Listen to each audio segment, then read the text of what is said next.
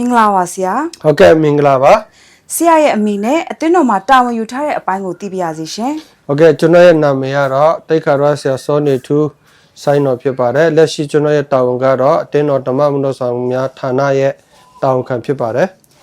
Hogesia, let's see down you tire a baye, low shamule go tibiazation. Okay, Junoro, a ten or ma Junotawuya Canara, the Mamuno Santana Town Campita to a job. A two the Pian Junoro, then or yet tie naide, Pupuko Chine, Mari Junoga. တဘာပတိတရုတ်ဆရာတွေနဲ့ညှိနှိုင်းတိုင်ပင်ပြီးတော့ပါဝင်ဆက်ကပ်နေခြင်းပဲဖြစ်ပါတယ်လို့ဓမ္မမှုတော်ဆောင်အားလုံးလည်းပဲပါဝင်နိုင်ဖို့ရန်အတွက်ကျွန်တော်တို့အစီအစဉ်ချမှတ်ပြီးတော့လောက်ကင်ဆောင်နေရှိတယ်ဆိုတဲ့အကြောင်းကိုဖော်ပြလိုပါတယ်ဟုတ်ကဲ့ပါဆရာနှစ်တရာအတွက်ဆရာဘေးအခန်းကဏ္ဍကနေပါဝင်ဆက်ကပ်မှုရှိလဲဆိုတာသိပြရစီရှင်လက်ရှိအတင်းတော်ရဲ့နှစ်တရာခန်းကဏ္ဍမှာတော့ကျွန်တော်အနေနဲ့အစီအစဉ်ကော်မတီရေးဆွဲရေးနေရာနေပါဝင်ဆက်ကပ်လက်ရှိပါတယ်ဟုတ်ကဲ့ဆရာအသင်းတော်မှာဆရာလူငယ်ဘဝအနေနဲ့ပါဝင်လှုပ်ရှားဖူးတဲ့အခန်းကဏ္ဍများတဲ့ကနေပြီးတော့မှအမှတ်တရတစ်ခုကိုပြောပြပေးပါရှင်ဖျားခင်ရဲ့ကျေးဇူးတော်ကိုချီးမွမ်းပါတယ်လို့အတင်းတော်လူငယ်မှာကြရတဲ့ပါဝင်ဆက်ကပ်ခွင့်ရတာအခုဆိုရင်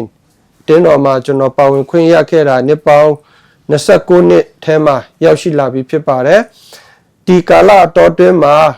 ကိုဗစ်ကာလမှာလည်းပဲဖျားအတွက်ဆက်ကပ်ခွင့်ရတယ်ထိုနည်းတူစွာလူငယ်ကဏ္ဍမှာတော့ငါပေါ့နော်ကျွန်တော်အဖွဲ့ချမ်းမီနဲ့မြောက်ပိုင်းနှစ်ချင်းခရအဖွဲ့ချုပ်ရဲ့ရ40တင်တန်းကိုတရားပြီးတော့တာနာကွင်းမာတွေတွားရောက်ပါဝင်စက္ကန့်ခွင့်ရတယ်ပန်လုံနယ်မာတွေလည်းပဲစေခံလူငယ်ဖြစ်တွားရောက်ခဲ့တဲ့မော်ဖဒေတာဆိုရင်လည်းပဲကျွန်တော်နှိုးကြရေးအစီအစဉ်အနေနဲ့ကျွန်တော်ပါဝင်စက္ကန့်နိုင်ခဲ့ပါတယ်ဒီထက်မကပါဘူးရှမ်းမြောက်အဖွဲ့ချုပ်မှာစက္ကန့်နေတဲ့ခိုက်တန့်တော်တွင်းမှာလည်းပဲအတင်းတော်ရဲ့ကြာရခန်းကဏ္ဍနေကျွန်တော်ပါဝင်စက္ကပ်ခွင့်ရတဲ့အမတ်တရားတော့ဘာရှိတယ်လဲဆိုရင်အတင်းတော်မှာ85နှစ်ပြည့်တော့ကလည်းပဲကျွန်တော်ပါဝင်စက္ကပ်ခွင့်ရတယ်နှစ်90မှာလည်းပဲကျွန်တော်ပါဝင်စက္ကပ်ခွင့်ရတယ်ခု